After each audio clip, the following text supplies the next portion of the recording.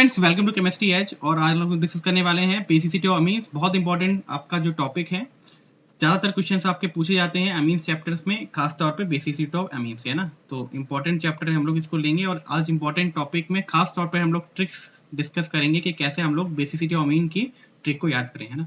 तो अगर आपने मेरे चैनल केमिस्ट्री एज को सब्सक्राइब नहीं किया है तो इसको आप जरूर लाइक करिए, शेयर करिए और सब्सक्राइब भी करिए, है ना। अब सबसे पहले देख लेते हैं basicity of amines for aliphatic, हमारे अमीन्स है ना। तो बेसिक स्ट्रेंथ उसमें क्या होती है। तो बेसिकली हमारा बेसिक स्ट्रेंथ की बात करेंगे तो ये दो फैक्टर्स पे डिपेंड करता है। पहला तो ये डिपेंड करता है कि इंडक्टिव इफेक्ट पर, ठीक है, इलेक्ट्रॉन डोनेटिंग कैपेसिटी किसकी ज्यादा है उसके ऊपर डिपेंड करेगा। और दूसरा डिपेंड करेगा सॉल्वेशन इफेक्ट।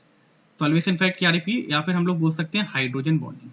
तो बेसिकली इसकी जो स्ट्रेंथ, बेसिक स्ट्रेंथ जो है हमारी दो फैक्टर्स पे डिपेंड करती है।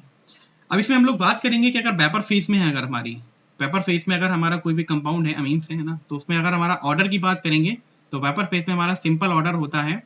टर्शियरी हमारा ज्यादा बेसिक होता है, फिर सेकेंडरी, फिर हमारा प्राइमरी, इसके बाद हमारा क्या है अमोनिया।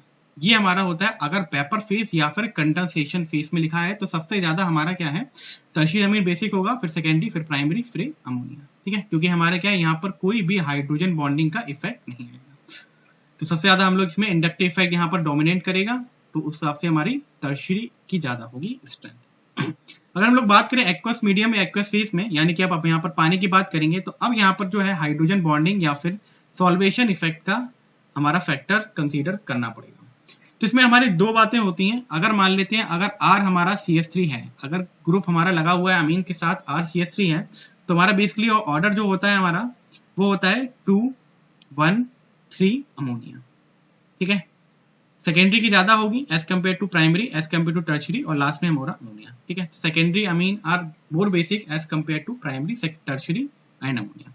लेकिन अगर R हमारा आ जाए C2H5, तो यहाँ पर हमारा इंडक्टिव इफेक्ट भी हमारा डोमिनेट करने लगता है। तो हमारा अब ऑर्डर हो जाएगा 2 3 1 2। तो ये हमारा ऑर्डर होगा। अब इसमें खास तौर पे आपको बस ये ध्यान रखना है, R की वैल्यू, R हमारा CH3 है, मिथाइल है, तो हमारा 2 1 3 अमोनिया लिखेंगे, 2 1 3। और अगर हमारा R C2H5 है तो ये हमारा क्या हो जाएगा 2 3 1।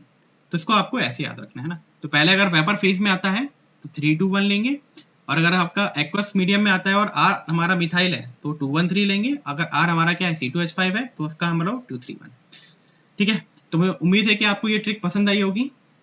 ज्यादा ट्रिक्स और ट्रिक्स के लिए आप मेरे चैनल को सब्सक्राइब करिए केमिस्ट्री एज, और अपने दोस्तों के साथ शेयर करिए। Thank you.